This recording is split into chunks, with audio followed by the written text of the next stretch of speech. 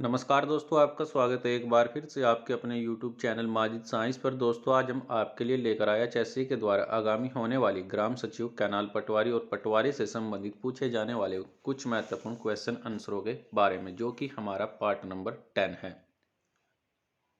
तो चलिए दोस्तों शुरू करते हैं। तो दोस्तों, आज का फर्स्ट क्वेश्चन है, ग्राम सभा का अभिप्राय क्या है? तो दोस्तों, इसका ऑप्शन नंबर आपका सी रहेगा, यानी ग्राम स्तर के पंचायत क्षेत्र के निर्वाचन नामावली से पंजीकृत लोग, जो कि ग्राम सभा का अभिप्राय है। नेक्स्ट क्वेश्चन है, निम्नलिखित में से कौन सी एक समिति पंचायती राज संस्था से संबंधित नहीं थी?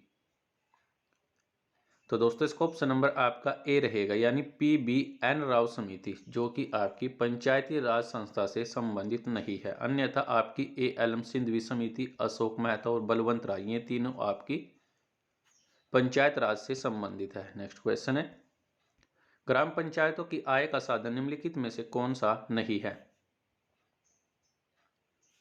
तो दोस्तों, इसका ऑप्शन नंबर आपका ए रहेगा, यानी कृषि आय पर कर, जो कि आपके ग्राम पंचायती आय का साधन नहीं है। नेक्स्ट क्वेश्चन है, लोकतांत्रिक विकेंद्रीकरण का सुझाव किसके द्वारा दिया गया था? तो दोस्तों, यह दिया गया था बलवंत राय मेहता के द्वारा, यानी ऑप्शन नंबर आपका डी रहेगा। नेक्स्ट क्वेश्चन है, लोकतांत्रिक विकेंद्रीकरण की योजना प्रस्तुत करने के वाली समिति कौन सी थी? तो दोस्तों, यह भी थी आपकी बलवंत राय मेहता समिति, जो कि लोकतांत्रिक विकेंद्रीकरण की योजना प्रस्तुत करने वाली समिति थी। नेक्स्ट क्वेश्चन है, भारत में पंचायती राज की त्रिस्तरीय व्यवस्था का अनुमोदन किस समिति के द्वारा किया गया था? तो दोस्तों, यह भी किया गया था आपकी बलवंत राय मेहता समिति के द्वारा, यानी ऑप्शन नंबर आपका ए राइट रहेगा। नेक्स्ट क्वेश्चन है, जिस समिति में लोकतांत्रिक विकेंद्रीकरण और पंचायती राज की सिफारिश की, उसका सभापति कौन था? तो दोस्तों, उसका भी सभापति बलवंत राय मेहता था, यानी ऑप्शन नंबर आपका सी राइट रहेगा। नेक्स्ट क्वेश्चन है, पंचायती राजकरण से संबंधित निम्नलिखित कथनों में से कौन सा कथन आपका सही नहीं है?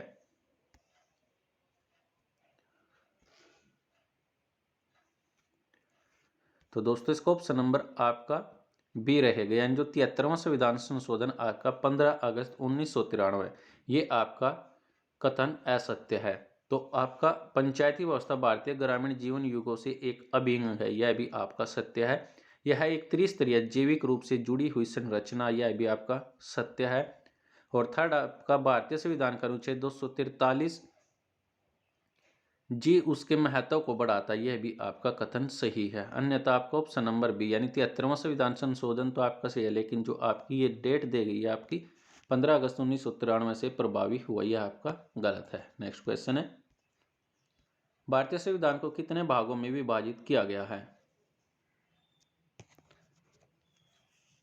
तो दोस्तों, इसका ऑप्शन नंबर आपका सी रहेगा, यानी भारतीय संविधान के भाग है टोटल 25, यानी 25 भागों में विभाजित किया गया है। नेक्स्ट क्वेश्चन है, संविधान के किस भाग में संविधान संशोधन की प्रक्रिया का उल्लेख है? तो दोस्तों, यह है आपके भाग 20 में, जो कि संविधान संशोधन की प्रक्रिया का उल्लेख है। नेक्स्ट क्वेश्चन है, संविधान के किस भाग में पंचायती राज व्यवस्था संबंधित प्रावधान किए गए? तो दोस्तों, यह है आपका भाग नंबर 9, जो कि आपकी पंचायती राज व्यवस्था से संबंधित प्रावधान किए गए। नेक्स्ट क्वेश्चन है, संविधान के किस भाग में अस्थायी संक्रमणकालीन और विशेष उपबंधों के प्रावधान है? तो दोस्तों, इसका ऑप्शन नंबर आपका सी रहेगा, यानी भाग 21, जो कि आपके अस्थायी संक्रमणकालीन और विशेष उपबंधों के प्रावधान है। नेक्स्ट क्वेश्चन है, संविधान के किस भाग में तीनों सोपानों में पंचायतें बनाने की परिकल्पना की गई है? तो दोस्तों, यह की गई है आपकी भाग नंबर 9, जो कि आपकी पंचायतों से संबंधित है। नेक्स्ट क्वेश्चन है, भारतीय संविधान के किस भाग में नगरपालिकाओं से संबंधित प्रावधान है? तो नगरपालिकाओं से संबंधित आपका भाग नंबर 9A में, और पंचायतों से संबंधित आपका भाग नंबर 9, यानी ऑप्शन नंबर आपका डी रहेगा। नेक्स्ट क्वेश्चन है, संविधान के किस भाग में नीति निर्देशक तत्वों का उल्लेख किया गया है? तो दोस्तों, यह किया गया है आपके चौथे भाग में, जो कि नीति निर्देशक तत्वों का उल्लेख किया गया है। और अनुच्छेद आपके 36 से लेकर 51 तक। नेक्स्ट क्वेश्चन है, संविधान के भाग नंबर 1 में निम्न में से किसका वर्णन मिलता है? तो दोस्तों यह मिलता है आपके संघ और उसके राज्य क्षेत्र के बारे में, जो कि भाग नंबर 1 से संबंधित है। राज्य के नीति निर्देशक तत्व आपके चौथे भाग से संबंधित है और नागरिकता आपकी भाग नंबर 2 यानी अनुच्छेद आपके 5 से लेकर 11 तक आपके नागरिकता से संबंधित है। नेक्स्ट क्वेश्चन है, संविधान के किस भाग में मूल अधिकारों का उल्लेख मिलता है? तो दोस्तों यह मिलता है आपके मूल अधिकारों को उल्लेख भाग नंबर 4 में। नेक्स्ट क्वेश्चन है, भारतीय नागरिकों के मूल कर्तव्यों का विवरण संविधान के किस भाग में दिया गया है? तो दोस्तों यह दिया गया है आपके भाग नंबर 4 के कै में, जो कि मूल कर्तव्यों से संबंधित है। नेक्स्ट क्वेश्चन है, मच्छरों के नियंत्रण हेतु प्रयोग होने वाली कीटभक्षी मछली कौन सी है? तो दोस्तों वह कीटभक्षी मछली आपकी गैम्बूसिया, जो कि आपकी मच्छरों के नियंत्रण होने वाली कीटभक्षी मछली गैम्बूसिया है। नेक्स्ट क्वेश्चन है, जल से बाहर निकाले जाने पर मछलियां मर क्यों जाती है? तो दोस्तों वे मर जाती है क्योंकि वे सांस लेने में कठिनाई होती है, तो इसलिए वे सांस नहीं ले पाती, तो इसी वजह से मछलियां क्या होती है, जल से बाहर निकलने पर मर जाती है। नेक्स्ट क्वेश्चन है, शार्क मछली में कितनी हड्डियां होती है? तो दोस्तों शार्क मछली में एक भी हड्डियां नहीं होती है, ऑप्शन नंबर आपका बी रहेगा। नेक्स्ट क्वेश्चन है, एम्फीबिया बनाता है? तो दोस्तों एम्फीबिया आपका जल एवं स्थल दोनों पर ही रह सकने वाले पशुओं को एम्फीबिया बनाता है। नेक्स्ट क्वेश्चन है, केवल नर मेंढक टर्टराते हैं क्योंकि मादा मेंढक में वाक कोष नहीं होता, इसलिए नर मेंढक टर्टराते हैं। नेक्स्ट क्वेश्चन है, यानी ऑप्शन नंबर आपका ए रहेगा। नेक्स्ट क्वेश्चन है, मेंढक का लार्वा क्या कहलाता है? तो दोस्तों मेंढक का जो लार्वा होता है उसको बोलते हैं हम टेडपोल, यानी ऑप्शन नंबर आपका डी रहेगा। नेक्स्ट क्वेश्चन है, मेंढक के दिल में कितने कक्ष होते हैं? तो दोस्तों मेंढक के दिल में आप 3 कक्ष होते हैं, ऑप्शन नंबर आपका बी रहेगा। नेक्स्ट क्वेश्चन है, नर मेंढक मादा मेंढक की तुलना में ऊंची आवाज लगाता है क्योंकि वाक कोष्ठ के कारण, इसलिए नर मेंढक मादा मेंढक की तुलना में ऊंची आवाज लगाता है क्योंकि वाक कोष्ठ के कारण ऐसा करते हैं, ऑप्शन नंबर आपका ए रहेगा। नेक्स्ट क्वेश्चन है, शीत रक्तीय प्राणी कौन सा है? तो दोस्तों इसका ऑप्शन नंबर आपका डी रहेगा, यानी मछली, मेंढक, छिपकली, ये आपके शीत रक्तीय प्राणी है। नेक्स्ट क्वेश्चन है, मेंढक पानी में या फिर पानी के आसपास पाया जाता है क्योंकि इसके पादों में जाल होता है और ये तैरने में मदद करते हैं, इसलिए मेंढक पानी के आसपास पाए जाते हैं। नेक्स्ट क्वेश्चन है, ईमेल का जन्मदाता किसे माना जाता है? तो दोस्तों ईमेल का जन्मदाता रे टॉमलिंसन को माना जाता है, यानी ऑप्शन नंबर आपका डी रहेगा। नेक्स्ट क्वेश्चन है, भारत का प्रथम कंप्यूटर डाकघर कहाँ है? तो दोस्तों भारत का प्रथम डाकघर कंप्यूटर आपका नई दिल्ली में है, यानी ऑप्शन नंबर आपका ए रहेगा। नेक्स्ट क्वेश्चन है, भारत में रेलवे के अंतर्गत सर्वप्रथम कंप्यूटरीकृत आरक्षण व्यवस्था कहाँ लगाई गई? तो दोस्तों यह भी लगाई गई थी आपकी दिल्ली में, यानी ऑप्शन नंबर आपका ए रहेगा। नेक्स्ट क्वेश्चन है, निम्नलिखित में से कौन सा www का यानी www का सही रूप है? तो दोस्तों www की फुल फॉर्म होती है आपकी वर्ल्ड वाइड वेब, यानी ऑप्शन नंबर आपका बी रहेगा। नेक्स्ट क्वेश्चन है, रैम का पूर्ण रूप क्या है? तो रैम की फुल फॉर्म होती है आपकी रैंडम एक्सेस मेमोरी, यानी ऑप्शन नंबर आपका ए रहेगा। नेक्स्ट क्वेश्चन है, निम्न में से किसका निर्माण बलबन के द्वारा करवाया गया था? तो दोस्तों बलबन के द्वारा गोपालगिरी के दुर्ग का निर्माण करवाया गया था, यानी ऑप्शन नंबर आपका डी रहेगा। नेक्स्ट क्वेश्चन है, हरियाणा में अनुसूचित जाति की छात्राओं के लिए छात्रावास निर्माण हेतु कौन सी योजना चलाई गई? तो दोस्तों यह चलाई गई थी बाबू जगजीवन राम योजना, जो कि अनुसूचित जातियों के छात्रा के लिए छात्रावास निर्माण हेतु योजना चलाई गई। नेक्स्ट क्वेश्चन है, हरियाणवी भाषा का प्रथम उपन्यास झाड़ू फिरी किसने लिखा? तो दोस्तों यह लिखा गया था राजा राम शास्त्री के द्वारा, यानी ऑप्शन नंबर आपका बी रहेगा। नेक्स्ट क्वेश्चन है, हिंदी पंजाबी विवाद के दौरान निम्न में से कौन हिंदी क्षेत्रीय समिति के अध्यक्ष चुने गए थे? तो दोस्तों बलवंत तायल, जो कि आपके पंजाबी विवाद के दौरान हिंदी क्षेत्रीय समिति के अध्यक्ष चुने गए थे। नेक्स्ट क्वेश्चन है, गुरुद्वारा नौवां पातशाही कुरुक्षेत्र किसकी स्मृति में बनवाया गया?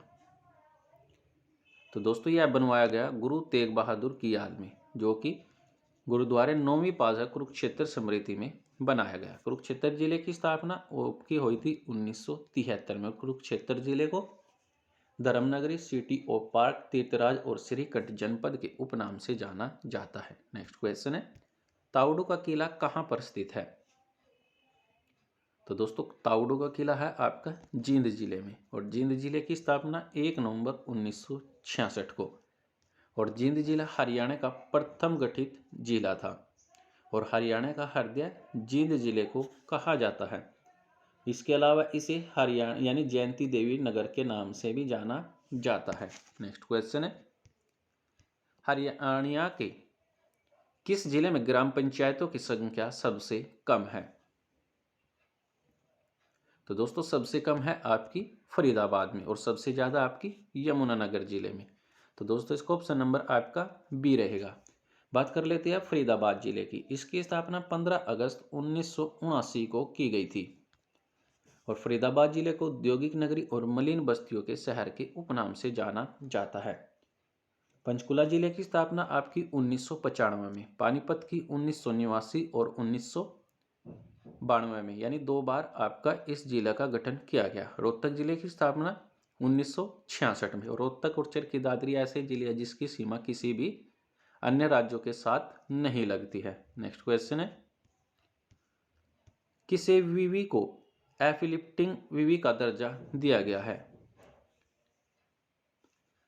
तो दोस्तों यह दिया गया है दीनबंधु छोटूराम विज्ञान एवं प्रौद्योगिकी विवि को, जिसे एफिलिएटिंग विवि का दर्जा दिया गया है। नेक्स्ट क्वेश्चन है, विजेंद्र सिंह हरियाणा के किस जिले के निवासी है? तो दोस्तों ये है आपके भिवानी जिले के। विजेंद्र सिंह का संबंध भिवानी जिले से है, और इसकी स्थापना हुई थी आपकी 1972 में, और भिवानी जिले को छोटी काशी, मंदिरों का शहर, भारत क्यूबा, लिटिल क्यूबा और राजपूतानों के सिंह द्वार के उपनाम से जाना जाता है। इसके अलावा गुड़गांव की स्थापना हुई आपकी 1 नवंबर 1966 को, पानीपत की 1989 और 1992, और रेवाड़ी जिले की स्थापना 1989 में की गई थी। नेक्स्ट क्वेश्चन है, बाबा कमली वाले का डेरा कहां और किसके द्वारा स्थापित किया गया?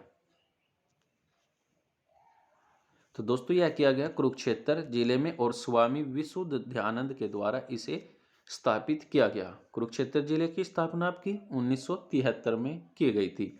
अंबाला जिले की स्थापना 1966 में, जींद जिले की भी स्थापना 1966 में। नेक्स्ट क्वेश्चन है, मरियम वेबस्टर ने 2021 में वर्ड ऑफ द ईयर किसे घोषित किया गया है?